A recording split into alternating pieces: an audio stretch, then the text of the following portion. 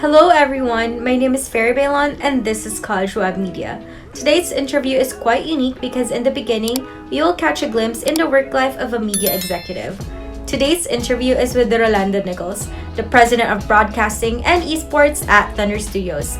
Mr. Nichols is also a former news broadcaster with Noticias Mundo Fox, a US Spanish language broadcast network.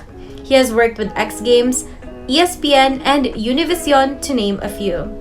As somebody who is both an executive and a broadcaster on television, Mr. Nichols' unique insights will give college students a perspective that they have not seen before. So I hope you enjoy this interview.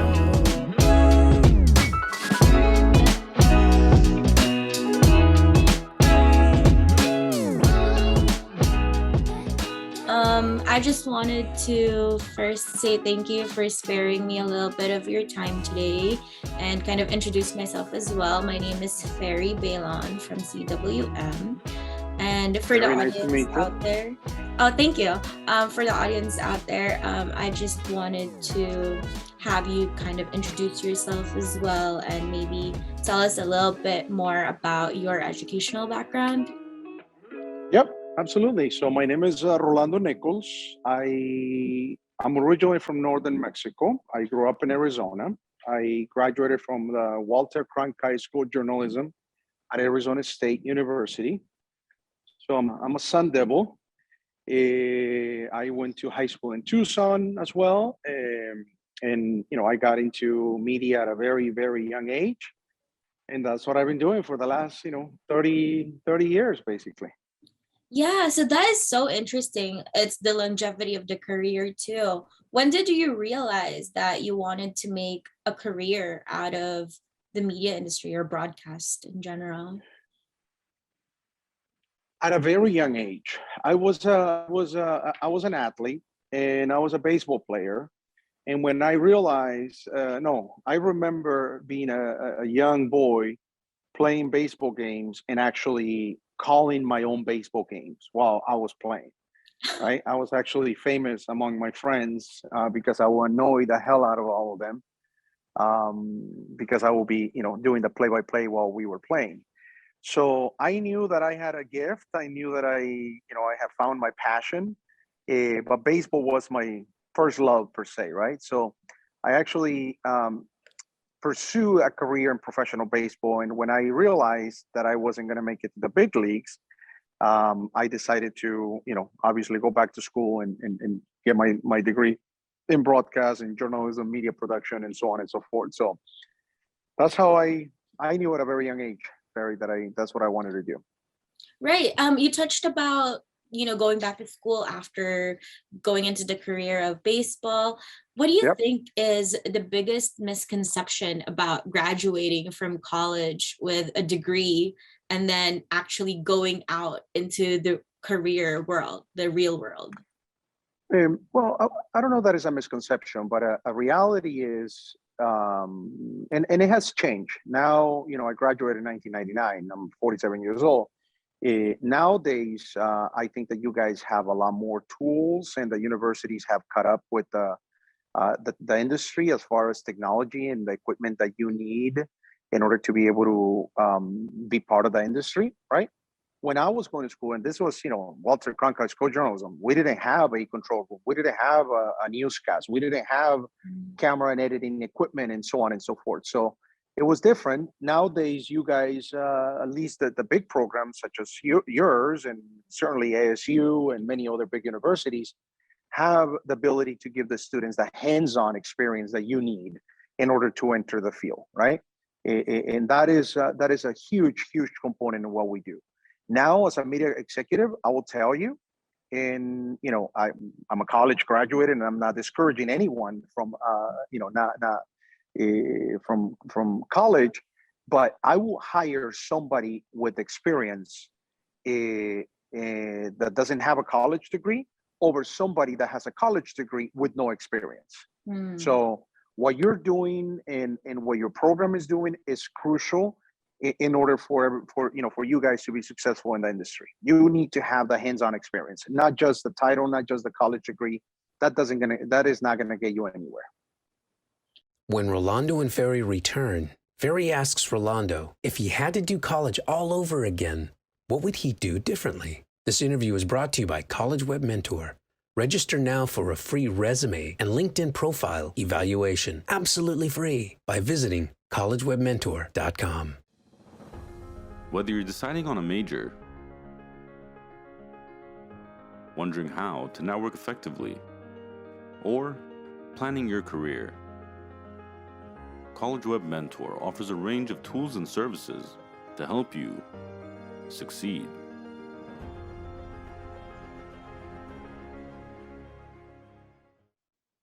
So, if you had to do college all over again, what would you do differently? Well, I was fortunate enough that I got in the industry at a very young age while I was still in college. I started working at a radio station doing the graveyard shift, from 12. I got my first gig was from 12 midnight to 5 in the morning, right? Only the truck drivers were listening to me. And this is at a bilingual station, Tex-Mex format bilingual station in Tucson, Arizona, when Selena was, coming up and was a major, artist, right? So I was fortunate enough that I got in the industry while still in college. What I will recommend to college students is to do that. Don't wait until you graduate to land your first gig, right? You have to be aggressive. You gotta go out and get at least an internship, and why not get a job? It's not gonna be your dream job. Trust me, it wasn't easy. Doing the graveyard shift, especially because it was on the weekends. I used to work Friday night to Saturday, Saturday to Sunday, and Sunday to Monday, and then I went to school during the week, Monday through Friday, and I also work at Sam's Club as a cashier during the week. That's how I put myself through college, right? So it was a big sacrifice. There's a period in my life where there are no vacations, there are no weekend hanging out with my buddies and partying and so on and so forth. I was very focused. I knew what I needed to do, right? But it really helped me get ahead, obviously, versus my fellow graduates, right? By the time I graduated from college, I was already a news anchor. I was anchoring the local newscasts for Univision in Phoenix, Arizona. Wow. I know that you have been in the media industry for more than 20 years. And what do you think was the biggest challenge in your career thus far? Moving from place to place, right? You got to have the flexibility. That took a toll on my family. Finally, obviously landing in LA, being the number one market, for Spanish media, which was my area of expertise and the medium that I was part of. But that was hard. And then I would say just keeping up with technology, right? That's the other thing. I've seen a lot of changes throughout my career, so just keeping up with technology was also not a challenge, but it was interesting to just see how editing systems change, workflows in general change, camera equipment has changed, and keeping up with technology has been the biggest challenge that our industry has faced, without a doubt. Right. I know that you have the highest honor in broadcast media, the prestigious Peabody Award. How did that affect your future endeavors in the industry? It was nice, to be recognized. It was a team effort. We got the Peabody when 2005, I believe. We did a very in-depth analysis of the history, the present, and the future back then of the Latino community in the U.S. It was called the pieces that eventually became a documentary was called 15% of the U.S. population. But it was a team effort. It was three of us. It was three journalists plus a whole team behind us. But awards don't really mean anything, right? We were fortunate enough that the topic was really hot, as it always is, right? But quite honestly, it didn't land me an additional job or anything. I mean, it was nice to be recognized. I have won some Emmys. I have 4 or 5 Emmys. stuff. But for me, that kind of stuff has never really been that important, right? Is the storytelling that you the stories that you tell are important. The people that you connect with, the community that you're in touch with, is what's important.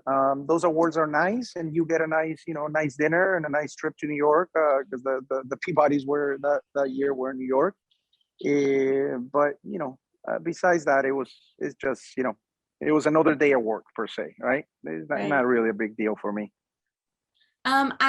I know you're pretty big in the Spanish media industry and the Latino community. So, what do you consider as the most important aspect of bringing representation in your career as a sports broadcaster and even as a media executive?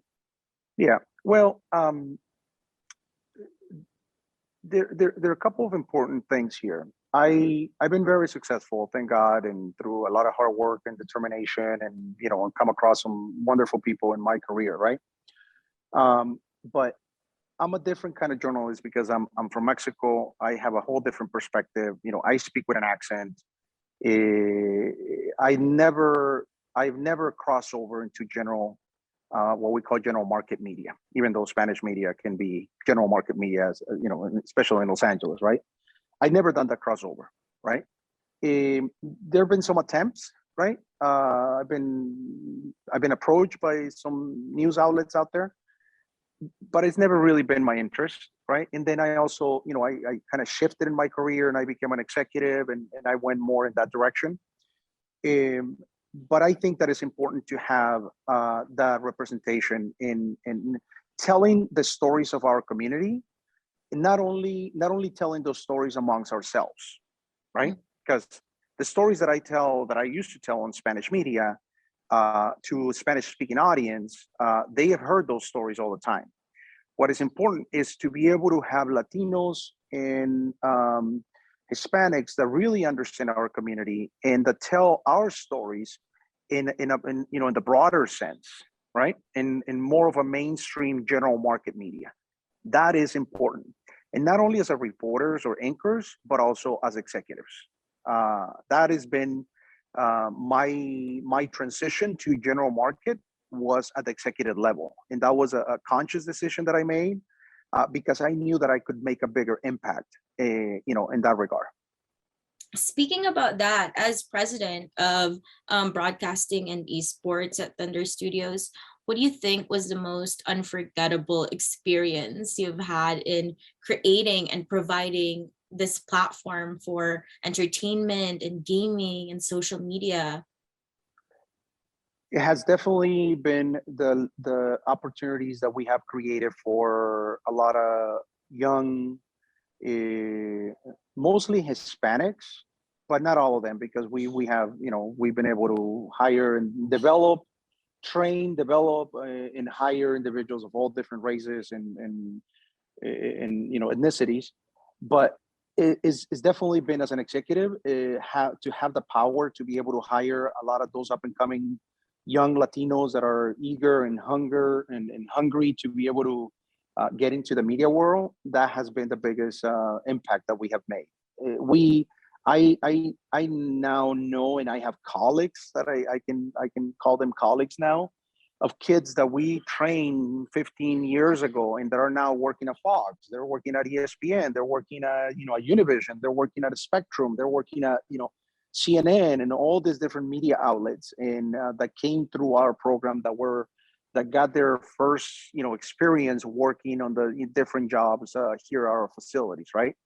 I'm proud of that. I have always said that as an entrepreneur, I'm never going to fail because we have been able to help and change the lives of so many people.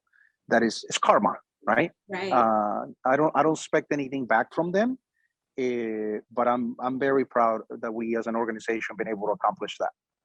Right. And speaking of that, what do you think about mentors? Are they important? Did you have one as an up and coming person in the media industry? And if you did have one, what did you learn from them? Of course, they're important. I had several, and I don't know that they necessarily knew that they were my mentors. So it was never a situation where I will go and sit down with them and talk to them and that kind of thing. but I was always always looking around and watching and listening to what they were doing, right? And I, quite honestly, I learned a lot as a reporter, as a news anchor, as a storyteller. I learned a lot from just watching other people work, right? And seeing how they did things and picking up from here and there and that kind of thing. So yeah, mentors are extremely important. But if you're smart enough to be able to recognize, who is doing a good job that I like, and why is it that I couldn't not copy them, but imitate them and put your own twist to it, and definitely, you can better yourself that way. And to wrap all of this up, what advice would you give to our audience, the college students who want to pursue a career in your field? You got to be open to all the different possibilities, right? And you also need to recognize early on what you're good at, because we cannot be good at everything, right? You might have the aspirations of being an anchor, and you might have the ability to be a news anchor or a sports reporter or a hard news reporter, and that's great. But not everybody is meant to do that. However, it doesn't mean that you cannot have a career in media. You might be a heck of an audio guy. You might be an amazing director, commercial director, live, production director. You might be a great lighting director. I mean, who knows, right? This industry is very broad, and the people that we see on television, that we listen to them on the radio, or that we hear them on, or that we see them on, on digital platforms, there is a whole team behind them, right? You also need to be smart and keep up with technology, right? And you also need to understand in what direction the industry is going. And this industry is going in so many different directions, because it all depends. Are you going into film? Are you going into television production? Are you going into commercial production? Are you going into live events production? Are you going into news? Are you going into documentaries, docuseries? I mean, there's so many different variables. Same industry, but those jobs are not necessarily the same, right? And those are not necessarily the same technicians, the same talent, the same above the line, individuals. So it's being smart and recognizing that it's so broad. This industry is so broad, it's so massive, and it continues to expand on a daily basis because of technology, right? If you recognize that, if you study that, and you recognize what you're good at, you should be fine. Obviously, you got to work hard. You got to have the determination. You got to hustle. You got to network in order to be able to establish a relationship with those individuals that might not necessarily give you a job, but they might recommend you to somebody that might give you a job. Yep. Thank you so much. I had a great time during this interview. Thank you so much for sparing us a couple minutes of your time today. And I will keep you updated. I will let you know when this gets published on CWM, and I'll send you a link as well. Perfect.